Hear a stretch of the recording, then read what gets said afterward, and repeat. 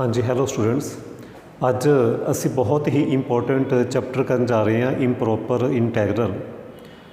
इस इंटैगरल च असी ये समझांगे कि जो असी पहले प्रॉपर इंटैगरल करते सी +2 विच ते इहदे च की फर्क आ, डेफिनेशन की आ, वो सारा कुछ असी डिस्कस करांगे बड़ी detail they which.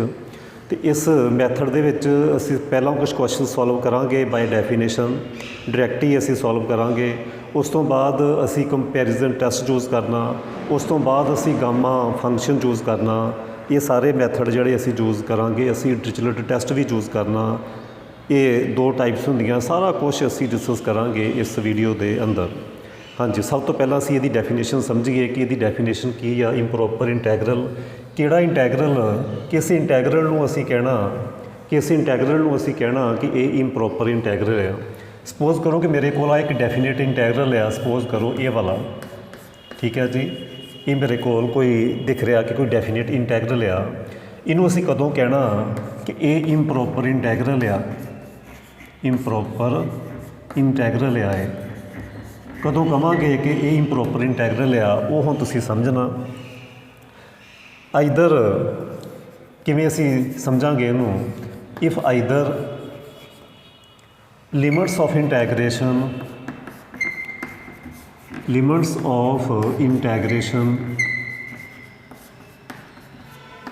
are infinite or function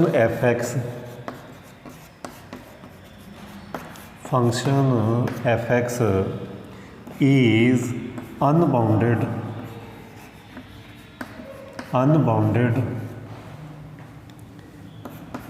in interval कह लो, ਜਾਂ इन गिवन रेंज कह लो, in interval closed interval A B.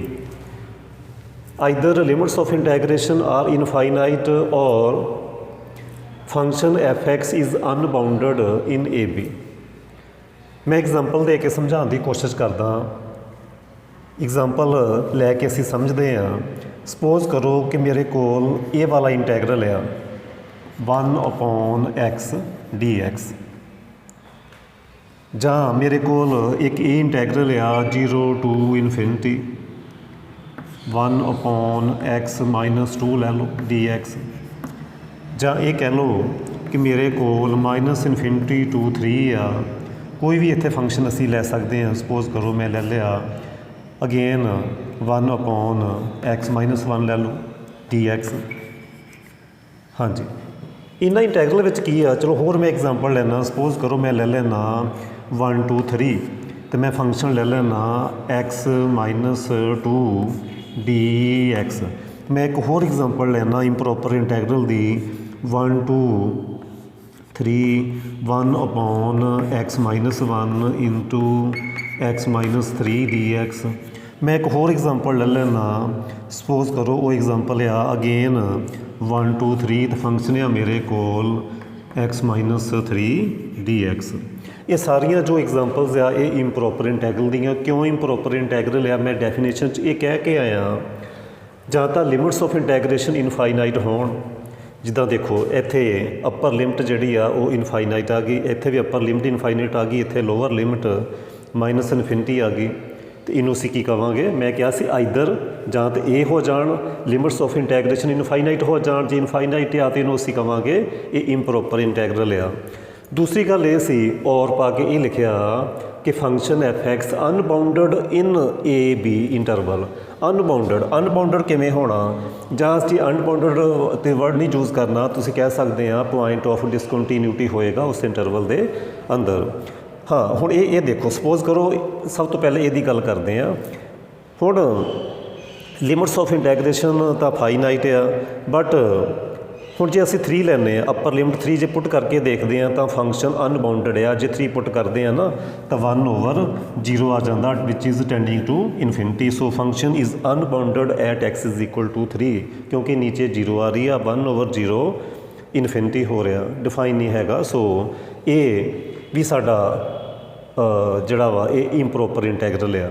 इन्हां नूं असीं फस्ट काइंड कहने improper integral of first kind, जिहदे विच लिमिट्स ऑफ इंटैगरेशन इनफाइनाइट होंदियां, ते जिन्हां विच लिमिट्स पुट कीते इनफिनिटी आंदा फंक्शन च ਫੰਕਸ਼ਨ ਅਨਬਾਊਂਡਡ ਹੁੰਦਾ, ਲਿਮਿਟਸ ਪੁੱਟ ਕੀਤੇ ਆ, ਉਹਨਾਂ ਨੂੰ ਅਸੀਂ ਸੈਕੰਡ ਕਾਈਂਡ ਕਹਿੰਦੇ ਆ, ਤੇ ਉਹਨਾਂ ਦੇ ਵੱਖਰੇ ਵੱਖਰੇ ਤਰੀਕੇ ਆ ਸਮ ਸੋਲਵ ਕਰਨ ਦੇ।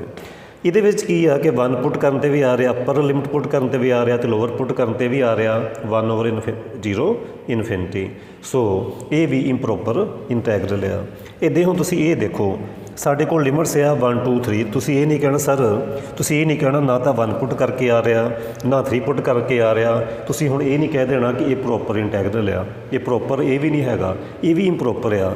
ਕਿਉਂਕਿ 1 ਅਤੇ 3 ਦੇ ਅੰਦਰ ਇੱਕ 2 ਇੱਦਾਂ ਦਾ ਇੱਕ ਪੁਆਇੰਟ ਆ, ਉਹ 2 ਪੁੱਟ ਕੀਤੇ ਆ, ਇਹ ਵੀ ਇਨਫਿਨਿਟੀ ਬਣ ਰਿਹਾ। ਸੋ ਇਹ ਵੀ ਇੰਪਰੋਪਰ ਇੰਟੈਗਰਲ ਆ, ਕਿਉਂਕਿ ਅਸੀਂ ਇਹ ਕਹਿ ਰਹੇ ਹਾਂ ਕਿ ਇਸ ਇੰਟਰਵਲ ਦੇ ਅੰਦਰ ਜਿੰਨੇ ਵੀ ਪੁਆਇੰਟ ਆ ਉਹਨਾਂ 'ਤੇ ਅਸੀਂ ਚੈੱਕ ਕਰਨਾ, ਅਤੇ ਜੇ ਫੰਕਸ਼ਨ ਅਨਬਾਊਂਡਡ ਹੋ ਗਿਆ ਤਾਂ ਉਹ ਕੀ ਹੋ ਜਾਣਾ, ਇੰਪਰੋਪਰ ਇੰਟੈਗਰਲ ਹੋ ਜਾਣਾ।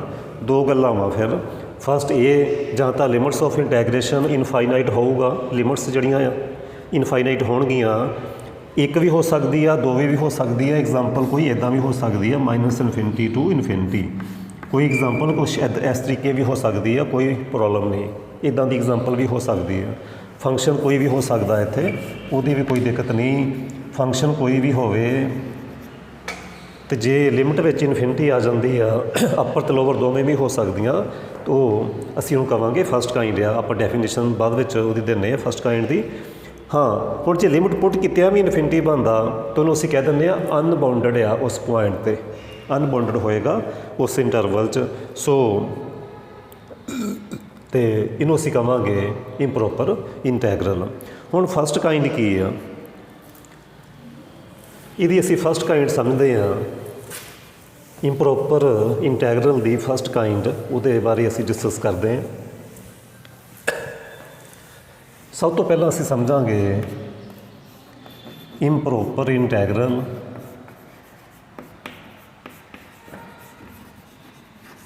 Of first kind. ਠੀਕ ਹੈ ਜੀ, ਸਭ ਤੋਂ ਪਹਿਲਾਂ ਅਸੀਂ ਡੈਫੀਨੇਸ਼ਨ ਇਹਦੀ ਸਮਝਣੀ ਆ। ਇਹਦੇ ਵਿੱਚ ਕੀ ਹੋਣਾ ਆ, ਦੇਖੋ ਇਹ ਵਾਲੇ ਇੰਟੈਗਰਲ ਨੂੰ ਕਦੋਂ ਅਸੀਂ ਕਹਿਣਾ ਕਿ ਇਹ improper integral of first kind ਆ। ਸਿੱਧੀ ਜਿਹੀ ਗੱਲ ਹੈ, ਜਦੋਂ ਲਿਮਿਟਸ ਆਫ ਇੰਟੈਗਰੇਸ਼ਨ ਇਨਫਾਈਨਾਈਟ ਹੋਣਗੀਆਂ, ਉਹਦੇ ਵਿੱਚ ਕੀ ਹੋਊਗਾ, ਆਈਦਰ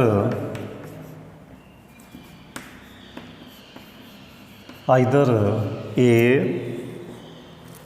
ਔਰ B ਔਰ ਬੋਥ A ਐਂਡ B ਇਨਫਾਈਨਾਈਟ ਜੇ ਹੋਣ,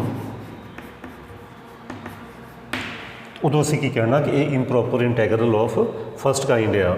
ਜਿਵੇਂ ਕਿ ਅਸੀਂ ਪਹਿਲੇ ਐਗਜ਼ਾਮਪਲ ਦੇ ਚੁੱਕੇ ਹਾਂ, ਇੱਥੇ ਵੀ ਇਨਫਿਨਿਟੀ ਆ ਸਕਦੀ ਆ, ਇੱਥੇ ਵੀ ਆ ਸਕਦੀ ਆ, ਦੋਵਾਂ ਥਾਵਾਂ 'ਤੇ ਵੀ ਆ ਸਕਦੀ ਆ, ਅਤੇ ਉਹਨੂੰ ਅਸੀਂ ਉਸ ਕੇਸ ਵਿੱਚ ਕੀ ਕਹਿਣਾ ਕਿ ਇਹ improper integral of first kind ਆ। A and B infinite are infinite. Second kind 'ਚ ਕੀ ਹੋਣਾ, ਸੈਕਿੰਡ ਕਾਈਂਡ 'ਚ ਕੀ ਹੋਏਗਾ, improper integral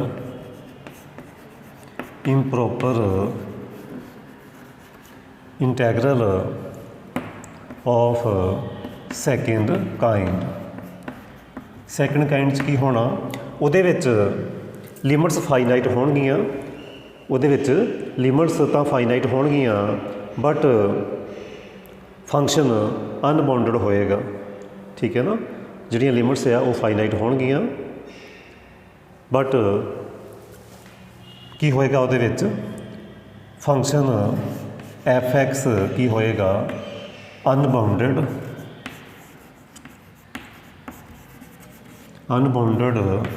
at x for all x belongs to AB। ਅਸੀਂ ਇੱਦਾਂ ਵੀ ਮੈਂਸ਼ਨ ਕਰ ਸਕਦੇ ਹਾਂ। ਠੀਕ ਹੈ ਜੀ, ਇਹ ਸੀ ਡੈਫੀਨੇਸ਼ਨ। ਹੁਣ ਅਸੀਂ ਕੁਛ ਕੁਐਸਚਨਸ ਕਰਾਂਗੇ। ਕੁਐਸਚਨ ਕਰਨ ਤੋਂ ਪਹਿਲਾਂ ਅਸੀਂ ਥੋੜ੍ਹਾ ਡਿਫਰੈਂਸ ਸਮਝਾਂਗੇ ਕਿ ਡਿਫਰੈਂਸ ਕੀ ਆ, ਉਹ ਅਸੀਂ ਸਮਝਣ ਦੀ ਕੋਸ਼ਿਸ਼ ਕਰਦੇ ਹਾਂ।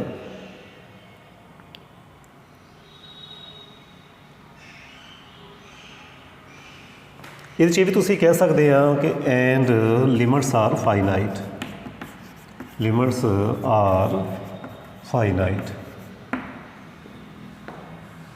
ਠੀਕ ਹੈ ਜੀ, ਲਿਮਿਟਸ ਕੀ ਹੁੰਦੀਆਂ, ਫਾਈਨਾਈਟ ਹੁੰਦੀਆਂ ਇਸ ਕੇਸ ਦੇ ਅੰਦਰ।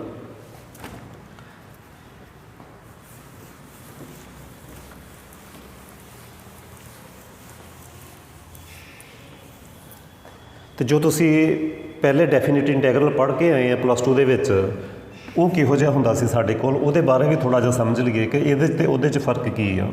ਸਪੋਜ਼ ਕਰੋ ਮੈਂ ਇੱਥੇ ਕੋਈ ਫੰਕਸ਼ਨ ਲਿਖਿਆ ਅਤੇ ਮੈਂ ਇੱਥੇ ਲਿਖ ਦਿੰਦਾ x -3। ਦੇਖੋ ਇਹਦੇ ਵਿੱਚ ਇੱਕ ਤਾਂ ਲਿਮਿਟਸ ਫਾਈਨਾਈਟ ਆ, ਲਿਮਿਟਸ ਵੀ ਜੇ ਫਾਈਨਾਈਟ ਹੋਣ, ਜੇ ਲਿਮਿਟਸ ਫਾਈਨਾਈਟ ਹੋਣ ਐਂਡ ਫੰਕਸ਼ਨ ਬਾਉਂਡਡ ਹੋਵੇ, f(x) ਕੀ ਹੋਵੇ, ਬਾਉਂਡਡ ਹੋਵੇ ਇਨ ਕਲੋਜ਼ਡ ਇੰਟਰਵਲ AB, ਉਹ ਫਿਰ ਕੀ ਇੰਟੈਗਰਲ ਹੁੰਦਾ, ਉਹ ਹੁੰਦਾ ਪ੍ਰੋਪਰ ਇੰਟੈਗਰਲ ਹੁੰਦਾ, ਪ੍ਰੋਪਰ ਇੰਟੈਗਰਲ। ਉਹਨੂੰ ਅਸੀਂ ਕੀ ਕਹਾਂਗੇ, ਉਹ ਪ੍ਰੋਪਰ ਇੰਟੈਗਰਲ ਹੋਏਗਾ ਫਿਰ। ਅਤੇ ਜਿਹੜਾ ਪ੍ਰੋਪਰ ਹੁੰਦਾ ਉਹ ਹਮੇਸ਼ਾ ਕਨਵਰਸ ਕਰ ਰਿਹਾ ਹੁੰਦਾ, ਜਿਹੜਾ ਇੰਪਰੋਪਰ ਹੈ ਉਹ ਕਨਵਰਸ ਕਰ ਵੀ ਸਕਦਾ, ਨਹੀਂ ਵੀ ਕਰ ਸਕਦਾ, ਉਹ ਅਸੀਂ ਡਿਸਕਸ ਕਰਾਂਗੇ, ਉਹ ਅਸੀਂ ਫਰਦਰ ਅੱਗੇ ਅਸੀਂ ਸਟੱਡੀ ਕਰਾਂਗੇ। ਬਟ ਜਿਹੜਾ ਜੇ ਲਿਮਿਟਸ ਸਾਡੇ ਕੋਲ ਫਾਈਨਾਈਟ ਆ ਐਂਡ ਫੰਕਸ਼ਨ ਬਾਉਂਡਡ ਆ, ਬਾਉਂਡਡ ਤੋਂ ਮੀਨਿੰਗ ਇਹ ਹੋਇਆ ਕਿ 1 ਪੁੱਟ ਕਰੋ ਤਾਂ ਵੀ ਫਾਈਨਾਈਟ, 2 ਪੁੱਟ ਕਰੋ ਤਾਂ ਵੀ ਫਾਈਨਾਈਟ। ਸੋ ਫੰਕਸ਼ਨ ਬਾਉਂਡਡ ਆ ਬਿਟਵੀਨ 1 to 2।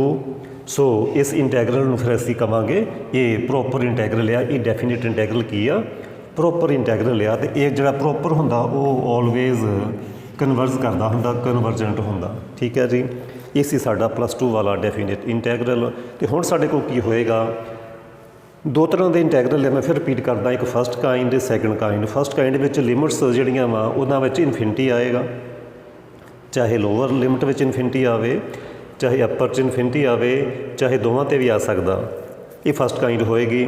ਸੈਕਿੰਡ ਕਾਇੰਡ 'ਚ ਕੀ ਹੋਏਗਾ ਕਿ ਲਿਮਿਟਸ ਤਾਂ ਹੋਣਗੀਆਂ ਫਾਈਨਾਈਟ, ਬਟ ਲਿਮਿਟਸ ਪੁੱਟ ਕੀਤਿਆਂ ਇਨਫਿਨਿਟੀ ਆਏਗਾ ਫੰਕਸ਼ਨ 'ਚ, ਉਹਨੂੰ ਅਸੀਂ ਕਹਿ ਦਿੰਦੇ ਹਾਂ ਫੰਕਸ਼ਨ ਅਨਬਾਊਂਡਡ ਆ, ਫੰਕਸ਼ਨ ਅਨਬਾਊਂਡਡ ਆ ਉਸ ਪੁਆਇੰਟ 'ਤੇ, ਉਸ ਇੰਟਰਵਲ ਦੇ ਅੰਦਰ।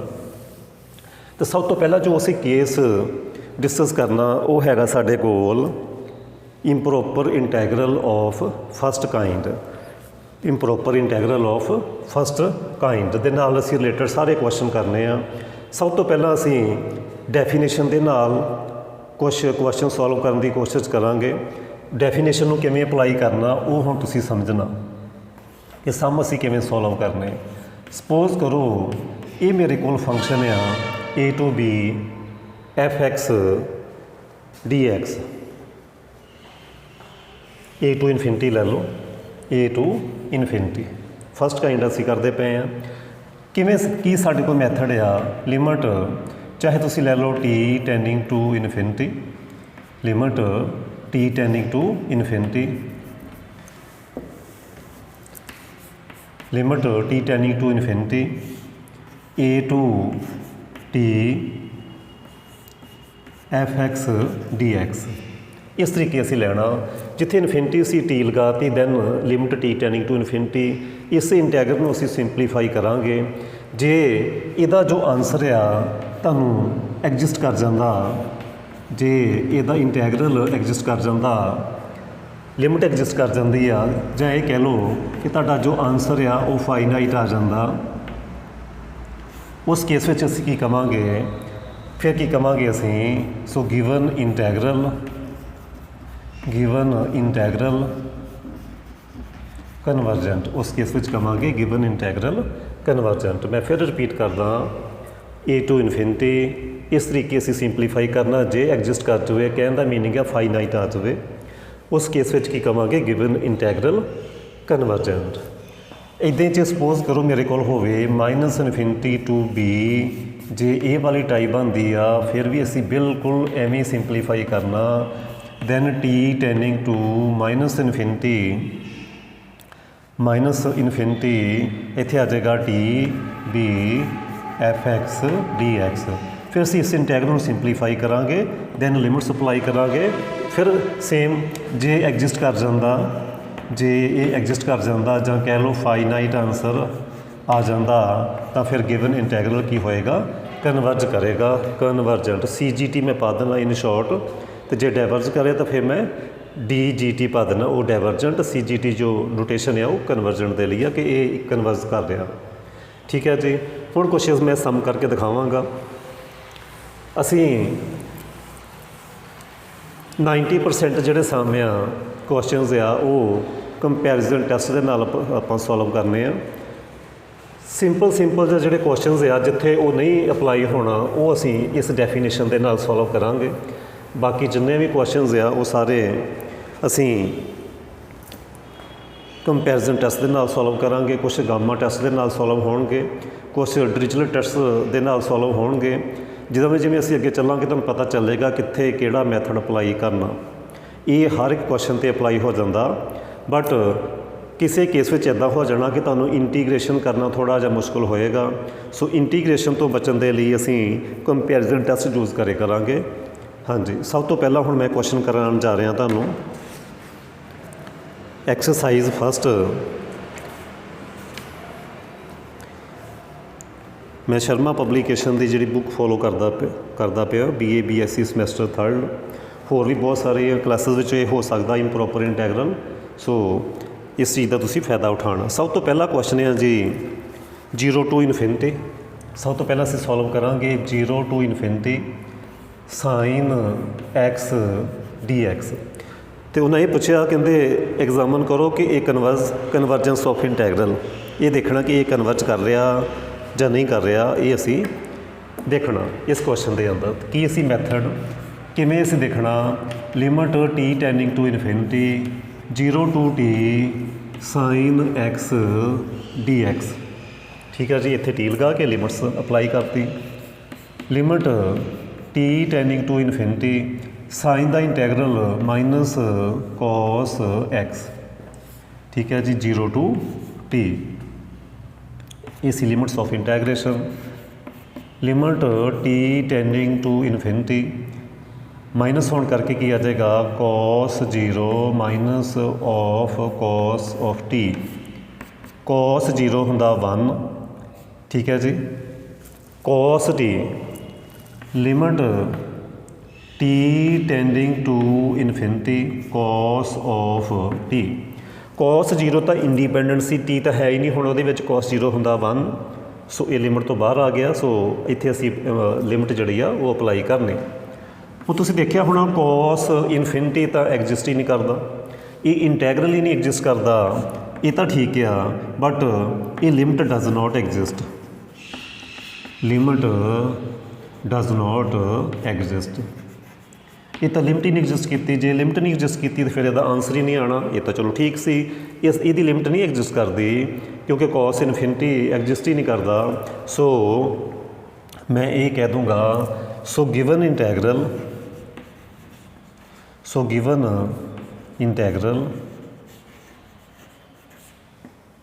is divergent ਕਹਿ ਲਓ ਚਾਹੇ ਕਹਿ ਲਓ not exist, ਮੀਨਿੰਗ ਸੇਮ ਆ। ਇਸ ਤੋਂ ਬਾਅਦ ਅਸੀਂ ਇੱਕ ਹੋਰ ਕੁਐਸਚਨ ਕਰਾਂਗੇ 1 to infinity। Next second part ਹੈ ਜੀ, ਉਹ ਉਮੀਦ ਕਰਦਾ ਕਿ ਤੁਹਾਨੂੰ ਸਮਝ ਆ ਗਈ ਹੋਏਗੀ।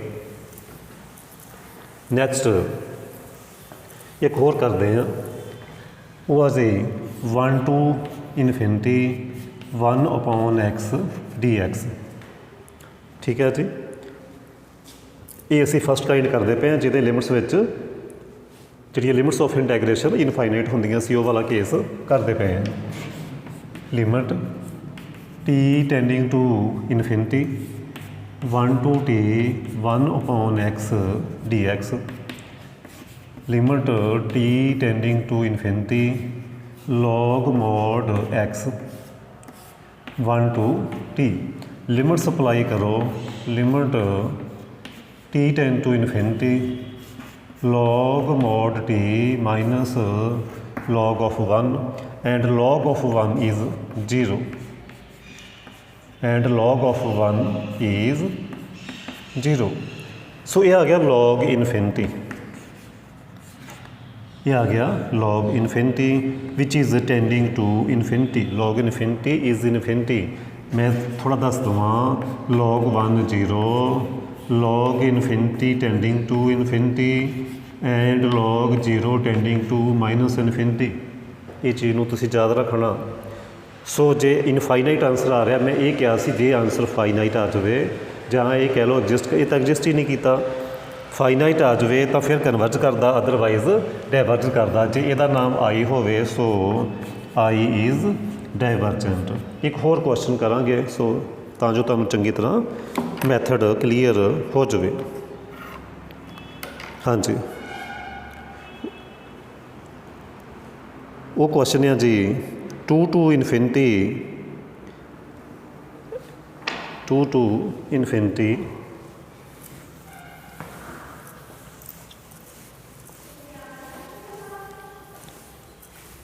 ਹਾਂਜੀ 2 to infinity 1/x log x dx।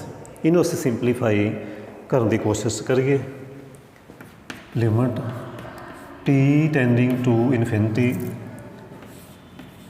2 to t, ਇਹਨੂੰ ਮੈਂ ਥੋੜ੍ਹਾ ਜਿਹਾ ਇਸ ਤਰੀਕੇ ਦੇ ਨਾਲ ਲਿਖਣਾ log x ਨੀਚੇ ਉੱਪਰ 1/x dx।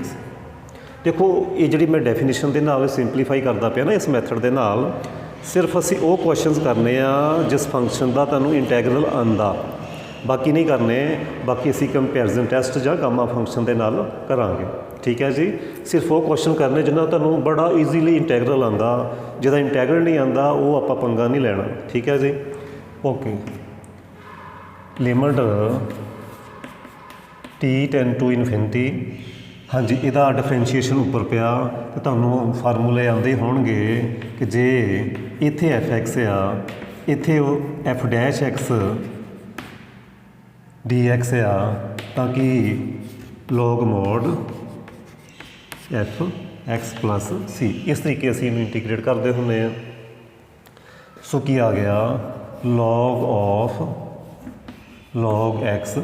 ਠੀਕ ਹੈ ਜੀ, ਐਂਡ ਲਿਮਿਟਸ ਕੀ ਸੀ ਮੇਰੇ ਕੋਲ 2 to t। ਲਿਮਿਟਸ ਅਪਲਾਈ ਕਰੀਏ log t ਮਾਈਨਸ log 2, ਤੇ ਇੱਥੇ ਅਸੀਂ ਲਿਮਿਟ ਵੀ ਅਪਲਾਈ ਕਰਨੀ ਸੀ t tending to infinity। ਬੜੇ ਧਿਆਨ ਨਾਲ ਦੇਖਿਓ, t ਇਨਫਿਨਿਟੀ ਨੂੰ ਟੈਂਡ ਕਰਦੀ ਹੈ, log ਇਨਫਿਨਿਟੀ ਨੂੰ ਟੈਂਡ ਕਰੇਗੀ, again log infinity again infinity ਨੂੰ ਟੈਂਡ ਕਰੇਗੀ। ਸੋ ਟੈਂਡਿੰਗ ਟੂ ਇਨਫਿਨਿਟੀ। ਇਨਫਿਨਿਟੀ 'ਚੋਂ ਕੁਛ ਥੋੜ੍ਹਾ ਜਿਹਾ ਮਾਈਨਸ ਵੀ ਕਰ ਦੋਗੇ, ਕੋਈ ਫਰਕ ਨਹੀਂ ਪੈਣਾ। ਮੈਂ ਇਹ ਐਗਜ਼ਾਮਪਲ ਦਿੰਦਾ ਹੁੰਦਾ ਆਪਣੀ ਕਲਾਸ ਵਿੱਚ ਕਿ ਜਿਵੇਂ ਸਮੁੰਦਰ ਵਿੱਚ ਬਹੁਤ ਸਾਰੀਆਂ ਡਰੋਪਸ ਹੁੰਦੀਆਂ ਪਾਣੀ ਦੀਆਂ, ਅਤੇ ਜੇ ਤੁਸੀਂ 2-4 ਡਰੋਪਸ ਬਾਹਰ ਨਿਕਾਲ ਵੀ ਲਓਗੇ ਕੋਈ ਫਰਕ ਨਹੀਂ ਪੈਂਦਾ।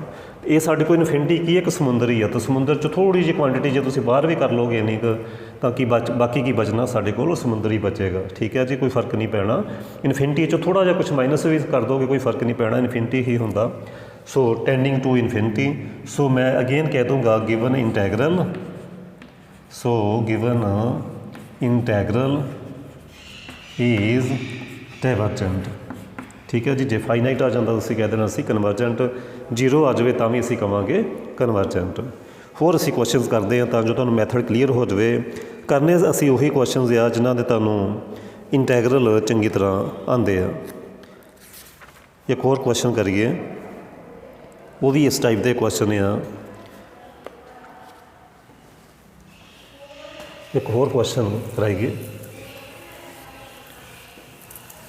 ਅੱਜ ਦੇ ਲੈਕਚਰ 'ਚ ਅਸੀਂ ਕਰਨੇ ਆ ਇਹ ਡਾਇਰੈਕਟ ਮੈਥਡ। ਅਗਲੇ ਦਿਨ ਦੇ ਲੈਕਚਰ 'ਚ ਅਸੀਂ ਕੰਪੈਰੀਜ਼ਨ ਟੈਸਟ ਨਾਲ ਰਿਲੇਟਡ ਕੁਐਸਚਨ ਕਰਾਂਗੇ। ਉਸ ਤੋਂ ਅਗਲੇ ਲੈਕਚਰ ਦੇ ਵਿੱਚ ਅਸੀਂ ਕਰਾਂਗੇ ਉਹ ਕੁਐਸਚਨਸ ਜਿਹੜੇ ਗਾਮਾ ਟੈਸਟ ਦੇ ਨਾਲ ਹੋਣਗੇ। ਉਸ ਤੋਂ ਅਗਲੇ ਲੈਕਚਰ ਦੇ ਵਿੱਚ ਅਸੀਂ ਕਰਾਂਗੇ ਡਿਰਿਚਲਟ ਟੈਸਟ। ਇਹ ਸਾਰੇ ਹੀ ਬਹੁਤ ਇੰਪੋਰਟੈਂਟ ਆ। ਠੀਕ ਹੈ ਜੀ, ਲਗਾਤਾਰ ਦੇਖਦੇ ਜਾਇਓ। ਚੰਗੇ ਲੱਗੇ ਤਾਂ ਤੁਸੀਂ ਲਾਈਕ ਵੀ ਕਰਦੇ ਜਾਇਓ ਨਾਲ ਨਾਲ ਵੀਡੀਓ ਨੂੰ। ਹਾਂਜੀ, ਨੈਕਸਟ ਕੁਐਸਚਨ ਹੈ ਜੀ e ਟੂ ਇਨਫਿਨਿਟੀ। ਨੀਚੇ ਆ ਜੀ x log x raise to power 3/2। ਇਹ ਆ ਜੀ ਕੁਐਸਚਨ। ਨੈਕਸਟ ਦੇਖੋ, ਸਭ ਤੋਂ ਪਹਿਲਾਂ ਜਦੋਂ ਐਗਜ਼ਾਮ 'ਚ ਕੁਐਸਚਨ ਆਉਣਾ ਤੁਸੀਂ ਪਹਿਚਾਣ ਕਰਨੀ ਹੈ ਕਿ ਫਸਟ ਕਾਇੰਡ ਆ ਜਾਂ ਸੈਕਿੰਡ ਕਾਇੰਡ ਆ। ਫਸਟ ਕਾਇੰਡ ਦੀ ਕੀ ਪਹਿਚਾਣ ਆ, ਲਿਮਿਟ ਵਿੱਚ ਇਨਫਿਨਿਟੀ ਹੋਏਗੀ। ਠੀਕ ਹੈ ਜੀ, ਇਹ ਪਹਿਚਾਣ ਕਰਨੀ ਬਹੁਤ ਜ਼ਰੂਰੀ ਆ। ਹਾਂਜੀ, limit t tending to infinity, e2 ਲਿਖਾਂਗੇ t। ਦੈਨ ਥੋੜ੍ਹਾ ਜਿਹਾ ਅਸੀਂ ਇਹਨੂੰ ਸਿੰਪਲੀਫਾਈ ਕਰਕੇ ਇਸ ਤਰੀਕੇ ਨਾਲ ਲਿਖਣਾ ਤਾਂ ਜੋ ਇੰਟੈਗਰਲ ਹੋ ਜਾਵੇ। ਮਾਈਨਸ ਹੋ ਗਈ ਪਾਵਰ 3/2, ਸਾਹਮਣੇ ਲਿਖ ਦਾਂਗੇ 1/x dx। ਇਸ ਤਰੀਕੇ ਦੇ ਨਾਲ ਤੇ ਤੁਸੀਂ ਪੜ੍ਹਿਆ ਹੋਇਆ ਕਿ ਜੇ ਤੁਹਾਡੇ ਕੋਲ ਇੱਥੇ ਕੋਈ ਫੰਕਸ਼ਨ f(x) ਆ, ਉਹਦੀ ਰੇਸ ਟੂ ਪਾਵਰ n ਆ, ਨਾਲ ਹੀ ਉਹਦਾ ਡਿਫਰੈਂਸ਼ੀਏਸ਼ਨ ਹੈਗਾ, ਤਾਂ ਫਿਰ ਅਸੀਂ ਪਾਵਰ ਫਾਰਮੂਲਾ ਅਪਲਾਈ ਕਰ ਦਿੰਦੇ ਹੁੰਦੇ ਆ, race to power n+1 upon n+1, ਉਹ ਅਸੀਂ ਇੱਥੇ ਯੂਜ਼ ਕਰਾਂਗੇ। ਜੇ ਪਿਛਲਾ ਕੁਐਸਚਨ ਕੀਤਾ ਸੀ ਉੱਥੇ ਪਾਵਰ ਨਹੀਂ ਸੀ, ਤਾਂ ਉੱਥੇ ਇਹ ਵਾਲਾ ਫਾਰਮੂਲਾ ਨਹੀਂ ਅਪਲਾਈ ਹੁੰਦਾ, ਪਾਵਰ ਵਾਲੇ 'ਚ ਇਹ ਵਾਲਾ ਅਪਲਾਈ ਹੋਣਾ, ਉਹਦਾ ਡੈਰੀਵੇਟਿਵ ਸਾਹਮਣੇ ਹੋਣਾ ਚਾਹੀਦਾ, ਅਤੇ ਜੇ ਪਾਵਰ 1 ਆ ਤਾਂ ਉਹਦਾ ਫਿਰ ਉੱਪਰ ਹੋਣਾ ਚਾਹੀਦਾ ਡਿਫਰੈਂਸ਼ੀਏਸ਼ਨ। ਇਸ ਚੀਜ਼ ਦਾ ਖਿਆਲ ਰੱਖਣਾ। ਇਹ ਤੁਸੀਂ ਸਾਰਾ ਕੁਛ +2 'ਚ ਕਰ ਆਏ ਆ। ਹਾਂਜੀ, ਡਿਫਰੈਂਸ਼ੀਏਸ਼ਨ ਸਾਹਮਣੇ ਪਿਆ ਹੋਇਆ, ਇੱਥੇ ਅਸੀਂ ਲਗਾਵਾਂਗੇ ਪਾਵਰ ਫਾਰਮੂਲਾ -3/2 + 1 ਓਵਰ 'ਚ ਵੀ -3/2 + 1, ਅਤੇ limits of integration e to t, limit t tending to infinity, ਇਹਨੂੰ ਅਸੀਂ ਸਿੰਪਲੀਫਾਈ ਕਰਾਂਗੇ ਤਾਂ ਆ ਜਾਣਾ -1/2। ਇਹ ਕਿੰਨਾ ਆਉਣਾ -1/2, ਰੈਸੀਪ੍ਰੋਕਲ ਕਰੋਗੇ ਤਾਂ -2/1 log x raised to power v -1/2 e to t। थोड़ा होर सिंपलीफाई करके लिख लिए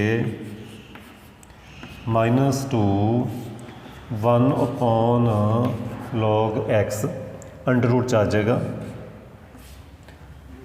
ठीक है जी, ओवर च अंडर रूट च आ गया e to t। Limits apply करो इंटैग्रेशन वालियाँ, 1/√log of t -1/√log of e। हाँ जी, further log e1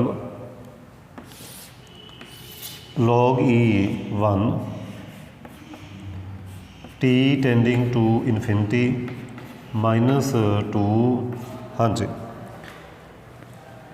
1/√log of t -1/1, ठीक है जी, 1/1 because log e is 1। now t tending to infinity and log infinity is infinity and 1/infinity is 0, so -2 1/log infinity is infinity, so 1/infinity is 0 -1। So answer आ गया मेरा finite. की मैनू मिल गया, exist भी कर गया तो फाइनाइट भी आ गया। So given इंटैग्रल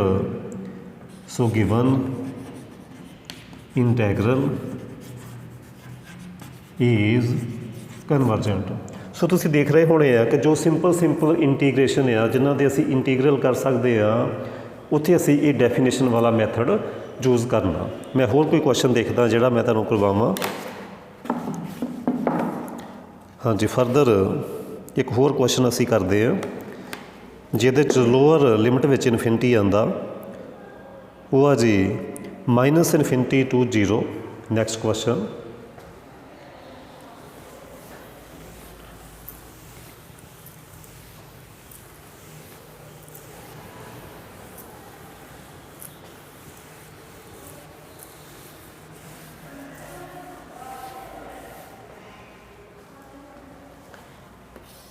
-∞ to 0 sin hyperbolic x dx, sin hyperbolic x dx।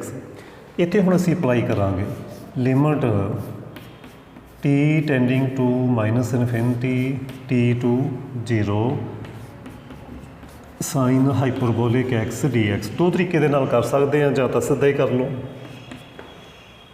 ते जां साइन हाइपरबोलिक फंक्शन की डेफिनेशन अप्लाई कर लो, e⁻x माइनस e⁻x ओवर 2। तुसीं समैसटर 1 च पढ़ रहे हैं, कॉश होवे जां कह लो कॉस हाइपरबोलिक होवे तां इत्थे प्लस आना, तां ये तुसीं चूज़ भी कर सकते हैं रिजल्ट। हाँ जी, t tending to -∞ t to 0 सीधा भी कर सकते सी, कॉश एक्स इस तरीके भी कर सकते हैं, जां असीं उहदी थां ते इस तरीके अप्लाई कर देंगे -x/2 dx। इस तरीके असीं ਵੈਲਿਊਜ਼ ਪੁੱਟ ਕਰਤੀ 1/2 ਨੂੰ ਤੁਸੀਂ ਬਾਹਰ ਕਰ ਸਕਦੇ ਆ, ਕੋਈ ਪ੍ਰੋਬਲਮ ਨਹੀਂ, ਕੌਨਸਟੈਂਟ ਆ। ਟੀ ਟੈਂਡਿੰਗ ਟੂ ਇਨਫਿਨਿਟੀ ਆ। E X the integration E X minus E minus X the E minus X over -1 over -1 limits of integrations are t to 0, so 1/2 limit t tending to infinity e x plus e minus x again t to 0, पहले 0 put करोगे, 0 put करोगे e raised to power 0 1, ਇੱਥੇ ਵੀ 0 ਪੁੱਟ ਕਰੋਗੇ e raised to power 0 is 1, minus t ਪੁੱਟ ਕਰੋਗੇ e raised to power t plus e raised to power minus t, so 1/2 minus infinity put ਕਰੋਗੇ, ਇੱਥੇ ਆ ਜਾਏਗਾ infinity e raised to power infinity, ਇਹ ਹੋ ਜਾਏਗਾ 0। ਇਸ ਚੀਜ਼ ਦਾ ਖਿਆਲ ਰੱਖਿਓ, e infinity tending to infinity and e minus infinity tending to 0। So overall infinity ਨੂੰ ਟੈਂਡ ਕਰਦਾ ਪਿਆ ਹੈ, ਕਿਉਂਕਿ ਜਿਵੇਂ ਮੈਂ ਪਹਿਲਾਂ ਦੱਸ ਚੁੱਕਿਆ ਕਿ ਇਨਫਿਨਿਟੀ 'ਚੋਂ ਕੁਛ ਮਾਈਨਸ ਕਰ ਦਿਓ ਜਾਂ ਪਲੱਸ ਕਰ ਦਿਓ, ਇਨਫਿਨਿਟੀ 'ਚੋਂ ਇਨਫਿਨਿਟੀ ਤਾਂ ਇਨਫਿਨਿਟੀ ਹੀ ਰਹਿਣੀ ਆ। ਇਸੇ ਤਰੀਕੇ ਡਿਵਾਈਡ ਕਰ ਦੋਗੇ ਤਾਂ ਵੀ ਇਹ ਮਾਈਨਸ ਇਨਫਿਨਿਟੀ ਨੂੰ ਟੈਂਡ ਕਰਦਾ ਪਿਆ। ਸੋ ਗਿਵਨ ਇੰਟੈਗਰਲ ਇਜ਼ ਡਾਇਵਰਜੈਂਟ, ਨੀਚੇ ਲਿਖ ਦੋਗੇ ਗਿਵਨ ਇੰਟੈਗਰਲ ਇਜ਼ ਡਾਇਵਰਜੈਂਟ। ਠੀਕ ਹੈ ਜੀ। ਕੁਛ ਹੋਰ ਮੈਂ 1-2 ਕੁਐਸਚਨ ਕਰਾਨਾ ਤਾਂ ਜੋ ਤੁਹਾਨੂੰ ਚੰਗੀ ਤਰ੍ਹਾਂ ਇਹ ਮੈਥਡ ਕਲੀਅਰ ਹੋ ਜਾਵੇ। ਹੋਰ ਜਿਹੜੇ ਸਮ ਆ ਉਹ ਮੈਂ ਕੰਪੈਰੀਜ਼ਨ ਟੈਸਟ ਦੇ ਨਾਲ ਕਰਾਣੇ ਆ, ਇਸ ਮੈਥਡ ਦੇ ਨਾਲ ਅਸੀਂ ਉਹ ਨਹੀਂ ਕਰਨੇ। ਮੈਂ ਫਿਰ ਰਿਪੀਟ ਕਰ ਦਵਾਂ, ਕੁਛ ਕੁਐਸਚਨਸ ਆ ਜਿਹੜੇ ਅਸੀਂ ਗਾਮਾ ਟੈਸਟ ਦੇ ਨਾਲ ਅਪਲਾਈ ਕਰਨੇ ਆ। ਅਤੇ ਅਸੀਂ ਐਵੇਂ ਕਰਦੇ ਹਾਂ ਕਿ ਅੱਜ ਸਾਡੇ ਕੋਲ ਟਾਈਮ ਹੈ, ਉਹ ਅਸੀਂ ਗਾਮਾ ਟੈਸਟ ਅੱਜ ਸਟਾਰਟ ਕਰ ਹੀ ਦਿੰਦੇ ਹਾਂ ਕਿ ਗਾਮਾ ਫੰਕਸ਼ਨ ਕੀ ਆ। ਗਾਮਾ ਫੰਕਸ਼ਨ ਕੀ ਆ ਉਹ ਅਸੀਂ ਅੱਜ ਹੀ ਸਟਾਰਟ ਕਰ ਦਿੰਦੇ ਹਾਂ ਕਿ ਕਦੋਂ ਉਹ ਕਨਵਰਜ ਕਰੇਗਾ ਗਾਮਾ ਫੰਕਸ਼ਨ। ਹਾਂਜੀ, ਹੁਣ ਜਿਹੜੀ ਨੈਕਸਟ ਟਾਈਪ ਆ, ਨੈਕਸਟ ਮੈਥਡ ਆ ਗਾਮਾ ਫੰਕਸ਼ਨ, ਅਤੇ ਉਹ ਕਿਹੋ ਜਿਹੇ ਫੰਕਸ਼ਨ 'ਤੇ ਅਪਲਾਈ ਕਰਨਾ ਉਹ ਹੁਣ ਤੁਸੀਂ ਦੇਖੋਗੇ। ਇਸੀ ਡਾਇਰੈਕਟ ਡੈਫੀਨੇਸ਼ਨ ਦੇ ਨਾਲ ਹਰ ਇੱਕ ਮੈਥਡ 'ਤੇ ਅਪਲਾਈ ਹੋ ਸਕਦਾ, ਬਟ ਹੋ ਸਕਦਾ ਤੁਹਾਨੂੰ ਉਸ ਫੰਕਸ਼ਨ ਦਾ ਇੰਟੀਗ੍ਰੇਸ਼ਨ ਕਰਨ 'ਚ ਪ੍ਰੋਬਲਮ ਆਵੇ। ਇਸ ਕਰਕੇ ਅਸੀਂ ਜਿਹੜੇ ਸਿੰਪਲ ਇੰਟੈਗਰਲ ਹੋਣਗੇ ਉਹਨਾਂ 'ਤੇ ਇਹ ਮੈਥਡ ਲਗਾਵਾਂਗੇ। ਅਦਰਵਾਈਜ਼ ਹੋਰ ਬੜਾ ਕੁਛ ਆ ਸਾਡੇ ਕੋਲ ਕਰਨ ਦੇ ਲਈ, ਬੜਾ ਈਜ਼ੀ ਮੈਥਡ ਹੋਏਗਾ ਅੱਗੇ। ਹੁਣ ਇਹ ਜੀ ਅੱਗੇ ਗਾਮਾ ਫੰਕਸ਼ਨ, ਹੁਣ ਇਹ ਸਾਡੇ ਕੋਲ ਗੈਮਾ ਫੰਕਸ਼ਨ। ਠੀਕ ਹੈ ਜੀ, ਇਹ ਅਸੀਂ ਹੁਣ ਡਿਸਕਸ ਕਰਾਂਗੇ।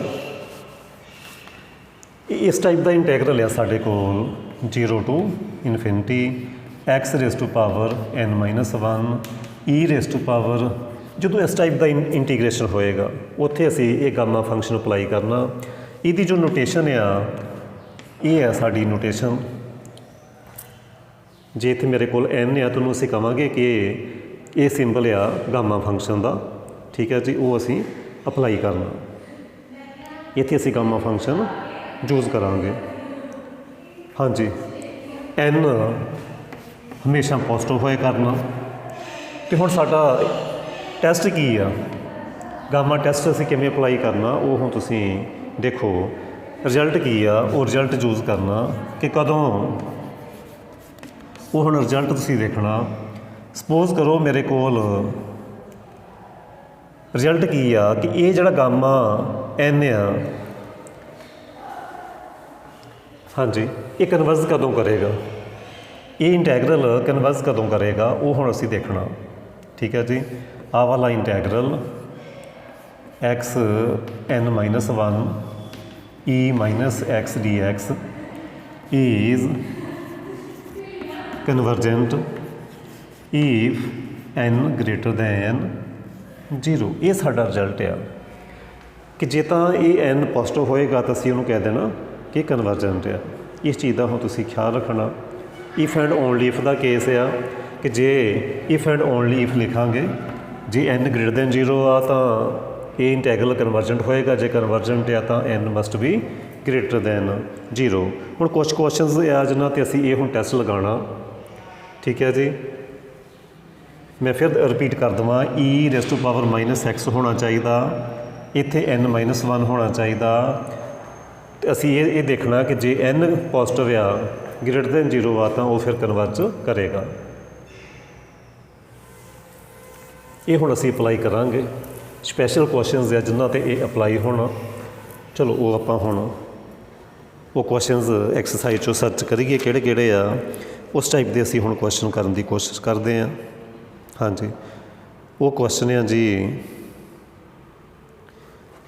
एक मैनू क्वेश्चन मिल गया 4th क्वेश्चन आ, जिन्हों को शर्मा पब्लिकेशन दियाँ बुक्स आ, 0 to ∞, e-x ये स्टेटमेंट आ x स्क्वेयर dx। एक गल बड़ी क्लीयर आ कि जी लिमिट आ, लिमिट्स ऑफ इंटैग्रेशन है ना, नीचे हमेशा 0 ही होएगा गामा फंक्शन जो तुसी आर्टिकल की स्टेटमेंट देखी ਉਹਦੇ 'ਚ नीचे 0 ही सी, नीचे 0 ही होना चाहिए। जे 1 तो ∞ है तो ये थ्योरम ये टैसट एप्लीकेबल नहीं, 0 तो स्टार्ट होना चाहिए, अपर लिमिट ∞ होनी चाहिए है, फिर अपलाई होना। तो बड़े ध्यान नाल समझो, ये है साडा क्वेश्चन। इनू मैं किवें लिखां, 0 to ∞ तो ठीक है लिमिट्स, इत्थे मैं लिखूँगा x स्क्वेयर आ, स्क्वेयर मैं लिखूँगा 3-1, ये कह लो 1 ऐड करता 1 माइनस करता, e-x dx।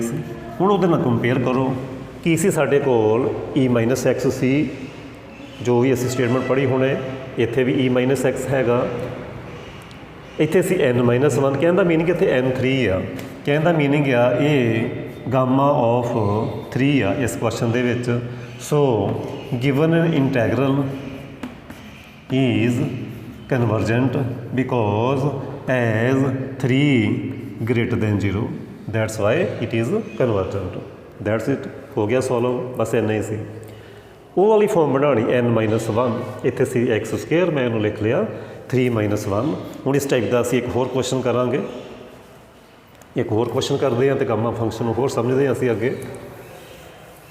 ये 4th क्वेश्चन का पार्ट सी, किनवा पार्ट सी ये मैं देख लेना। ये सी 4th क्वेश्चन का पार्ट 8th।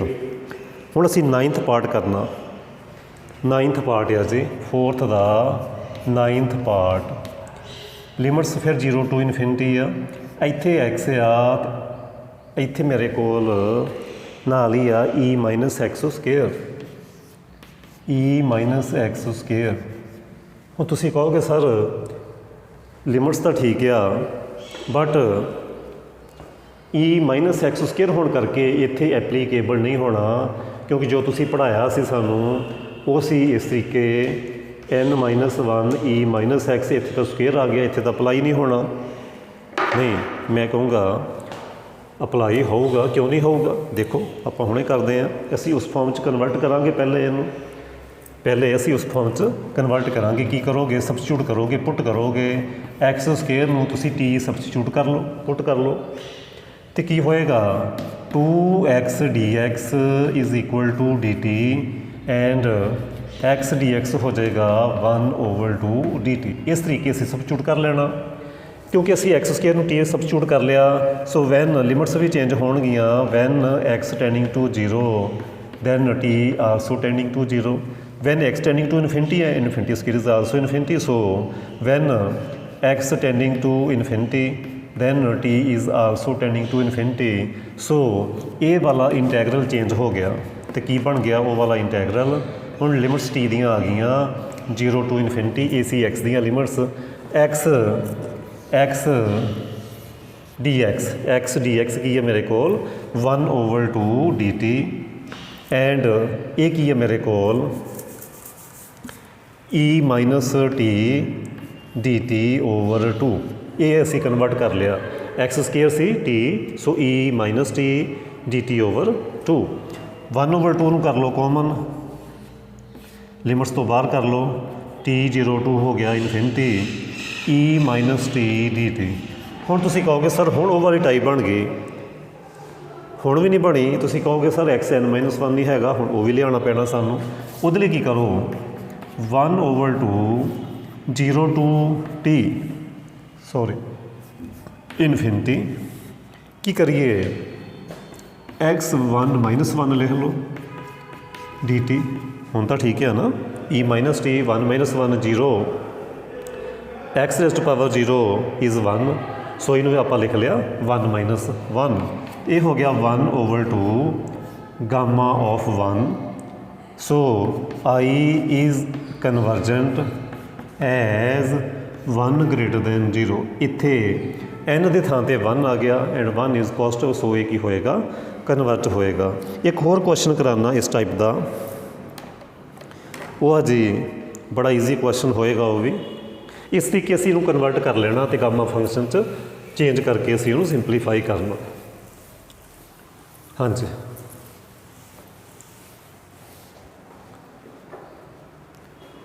ਹੁਣ ਅਸੀਂ ਨੈਕਸਟ ਕੁਐਸਚਨ ਜੋ ਕਰਨ ਜਾ ਰਹੇ ਹਾਂ ਉਹ ਸਾਰੇ ਕੁਐਸਚਨ ਜੋ ਇਸ ਟਾਈਪ ਨਾਲ ਹੁੰਦੇ ਪਏ ਆ ਉਹ ਅਸੀਂ ਕਰਦੇ ਪਏ ਹਾਂ ਸਰਚ ਕਰਕੇ 0 to infinity e -√x dx ਹਾਂਜੀ ਇਹ ਵਾਲਾ ਕੁਐਸਚਨ ਵੀ ਅਸੀਂ ਇਸ ਟਾਈਪ ਨਾਲ ਕਰਾਂਗੇ ਠੀਕ ਹੈ ਜੀ 0 to ਇਨਫਿਨਿਟੀ ਲਿਮਿਟਸ ਹੋ ਗਈਆਂ ਬਿਲਕੁਲ ਠੀਕ ਹੈ ਜੀ ਠੀਕ ਹੈ ਜੀ ਬਿਲਕੁਲ ਠੀਕ ਆ e -x ਹੋਣਾ ਚਾਹੀਦਾ ਸੀ ਅਤੇ ਕੀ ਕਰੋਗੇ ਸਬਸਟੀਟਿਊਟ ਕਰੋਗੇ ਪੁੱਟ ਕਰੋਗੇ √x ਨੂੰ t x ਨੂੰ ਕਰ ਲਓ t ਸਕੇਅਰ ਸੋ dx ਕੀ ਹੋ ਜਾਏਗਾ 2t dt ਅਤੇ ਲਿਮਿਟਸ ਵੀ ਇਹੀ ਰਹਿਣਗੀਆਂ when x 0 t 0 when x infinity ਦਾ ਅੰਡਰ ਰੂਟ ਵੀ infinity so t is also infinity so ਇਹ ਜੇ i ਇੰਟੀਗ੍ਰੇਸ਼ਨ ਹੋਵੇ ਇਹ ਹੋ ਜਾਏਗਾ 0 to ਇਨਫਿਨਿਟੀ e -t ਇਹ ਹੋ ਗਿਆ t dx ਕੀ ਹੋ ਗਿਆ ਉਹ ਹੋ ਗਿਆ 2t dt ਸੋ 2 ਨੂੰ ਕਰ ਲਓ ਬਾਹਰ t e -t dt ਅਤੇ ਇਹਨੂੰ ਹੁਣ ਕੀ ਕਰੋਗੇ 1 ਐਡ 1 ਮਾਈਨਸ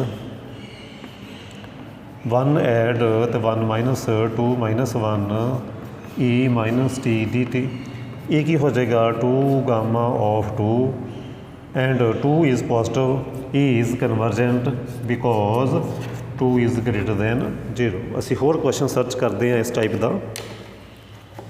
ਟਾਈਪ ਦਾ ਕੋਈ ਐਕਸਰਸਾਈਜ਼ 'ਚੋਂ ਹੋਰ ਕੋਈ ਕੁਐਸਚਨ ਸਰਚ ਕਰੀਏ ਆਲਮੋਸਟ ਜਿੰਨੇ ਕੁਐਸਚਨ ਹੋਣ ਵਾਲੇ ਸੀ ਇਸ ਮੈਥਡ ਦੇ ਨਾਲ ਉਹ ਹੋ ਚੁੱਕੇ ਆ ਕੋਈ ਐਗਜ਼ਾਮਪਲ ਦੇਖ ਲੈਂਦੇ ਹਾਂ ਜੋ ਇਸ ਮੈਥਡ ਦੇ ਨਾਲ ਹੋਣ ਵਾਲੀ ਹੋਵੇ ਹਾਂਜੀ ਇਸ ਮੈਥਡ ਦੇ ਨਾਲ ਇਸ ਐਕਸਰਸਾਈਜ਼ 'ਚ 4A ਐਕਸਰਸਾਈਜ਼ 'ਚ ਹੋਰ ਮੈਨੂੰ ਕੋਈ ਕੁਐਸਚਨ ਇਸ ਟਾਈਪ ਦਾ ਨਹੀਂ ਮਿਲ ਰਿਹਾ ਜਿਹੜਾ ਇਸ ਮੈਥਡ ਦੇ ਨਾਲ ਹੋਣਾ ਹੋਵੇ ਨੈਕਸਟ ਐਕਸਰਸਾਈਜ਼ 'ਚ ਹੋ ਸਕਦੇ ਆ ਉੱਥੋਂ ਆਪਾਂ ਦੇਖ ਲੈਂਦੇ ਹਾਂ ਨੈਕਸਟ ਐਕਸਰਸਾਈਜ਼ ਮੈਂ ਫਿਰ ਰਿਪੀਟ ਕਰਦਾ ਤੁਸੀਂ ਸਿਰਫ ਉਹ ਵਾਲੇ ਕੁਐਸਚਨਸ ਡਾਇਰੈਕਟ ਮੈਥਡ ਨਾਲ ਕਰਨੇ ਆ ਡੈਫੀਨੇਸ਼ਨ ਵਾਲੇ ਮੈਥਡ ਨਾਲ ਕਰਨੇ ਆ ਜਿਨ੍ਹਾਂ ਦਾ ਇੰਟੈਗਰਲ ਕਰਨਾ ਈਜ਼ੀ ਆ ਅਤੇ ਕੁਛ ਕੁਐਸਚਨ ਇੱਦਾਂ ਦੇ ਆ ਜਿਨ੍ਹਾਂ 'ਤੇ ਗਾਮਾ ਟੈਸਟ ਅਪਲਾਈ ਹੋਣਾ ਇੱਥੇ ਇੰਟੈਗਰਲ ਨਹੀਂ ਕਰਨਾ ਪੈਂਦਾ ਉਹ ਅਸੀਂ ਗਾਮਾ ਟੈਸਟ ਨਾਲ ਹੀ ਕਰਨੇ ਆ ਉਸ ਤੋਂ ਬਾਅਦ ਕੁਛ ਕੁਐਸਚਨ ਜਿਹੜੇ ਆ ਉਹ ਅਸੀਂ ਕਰਾਂਗੇ ਕੰਪੈਰੀਜ਼ਨ ਟੈਸਟ ਦੇ ਨਾਲ ਉਹ ਅਸੀਂ ਆਪਣੀ ਅਗਲੀ ਵੀਡੀਓ 'ਚ ਕਰਾਂਗੇ ਅਤੇ ਇੱਦਾਂ ਕੁਛ ਕੁਐਸਚਨ ਹੋਰ ਵੀ ਹੈਗੇ ਆ ਉਹ ਕਿਹੜੇ ਕੁਐਸਚਨ ਆ ਤੁਸੀਂ ਟਰਾਈ ਕਰਨੇ ਆ ਨਹੀਂ ਹੋਣਗੇ ਤਾਂ ਮੈਨੂੰ ਵਟਸਐਪ 'ਤੇ ਉਸ ਨੰਬਰ 'ਤੇ ਮੈਨੂੰ ਮੈਸੇਜ ਕਰ ਸਕਦੇ ਆ ਇੱਕ ਆਹ ਵਾਲਾ ਕੁਐਸਚਨ ਇਹ ਬੀ ਐਕਸਰਸਾਈਜ਼ ਆ 4B 'ਚ ਇੱਦਾਂ ਹੀ ਇੱਕ ਆਹ ਵਾਲਾ ਕੁਐਸਚਨ ਵੀ ਇਸ ਗਾਮਾ ਫੰਕਸ਼ਨ ਦੇ ਨਾਲ ਕਰਨਾ √x e -x dx ਇਹ ਇਸ ਮੈਥਡ ਦੇ ਨਾਲ ਇਹ ਕੁਐਸਚਨ ਹੋਣਗੇ ਇਹ ਤੁਸੀਂ ਹੁਣ ਟਰਾਈ ਕਰਨੇ ਆ ਠੀਕ ਹੈ ਜੀ ਜੇ ਤੁਹਾਨੂੰ ਵੀਡੀਓ ਠੀਕ ਲੱਗੇ ਤਾਂ ਬਾਕੀ ਫਰੈਂਡ ਤੱਕ ਵੀ ਸ਼ੇਅਰ ਕਰ ਦਿਓ ਅਤੇ ਲਾਈਕ ਤਾਂ ਤੁਸੀਂ ਕਰ ਹੀ ਦੇਣੀ ਆ ਕਿਉਂਕਿ ਤੁਹਾਨੂੰ ਵੀਡੀਓ ਵਧੀਆ ਲੱਗੇਗੀ ਮੈਨੂੰ ਪਤਾ ਠੀਕ ਹੈ ਜੀ ਓਕੇ ਜੀ ਕੱਲ੍ਹ ਦੀ ਵੀਡੀਓ 'ਚ ਮੈਂ ਇੱਕ ਵਾਰੀ ਫਿਰ ਦੱਸ ਦੇਵਾਂ ਅਸੀਂ ਕੰਪੈਰੀਜ਼ਨ ਟੈਸਟ ਕਰਨ ਜਾ ਰਹੇ ਹਾਂ ਕੰਪੈਰੀਜ਼ਨ ਟੈਸਟ ਵਿੱਚ ਮੈਂ ਥੋੜ੍ਹਾ ਜਿਹਾ ਆਈਡੀਆ ਦੇ ਦੇਵਾਂ ਕਿ ਉੱਪਰ ਵੀ ਪੋਲੀਨੋਮੀਅਲ ਹੋਵੇ ਸਪੋਜ਼ ਕਰੋ ਨੀਚੇ ਵੀ ਪੋਲੀਨੋਮੀਅਲ ਆ ਚਾਹੇ ਨੀਚੇ ਇਕੱਲੀ ਹੋਵੇ ਕੋਈ ਵੀ ਇੱਦਾਂ ਦੀ ਕੋਈ ਸਟੇਟਮੈਂਟ ਆ ਸਪੋਜ਼ ਕਰੋ ਤਾਂ ਜਦੋਂ ਵੀ ਉੱਪਰ ਪੋਲੀਨੋਮੀਅਲ ਨੀਚੇ ਪੋਲੀਨੋਮੀਅਲ ਉਸ ਕੇਸ ਵਿੱਚ ਅਸੀਂ ਕੰਪੈਰੀਜ਼ਨ ਟੈਸਟ ਯੂਜ਼ ਕਰਨਾ ਜ਼ਰੂਰੀ ਨਹੀਂ ਪੋਲੀਨੋਮੀਅਲ ਕਿਸੇ ਹੋਰ ਕੇਸਿਸ ਵਿੱਚ ਵੀ ਅਪਲਾਈ ਹੋਏਗਾ ਤੇ ਉਹ ਅਸੀਂ ਕੱਲ੍ਹ ਡਿਸਕਸ ਕਰਾਂਗੇ ਆਪਣੀ ਅਗਲੇ ਲੈਕਚਰ ਦੇ ਵਿੱਚ। Thank you.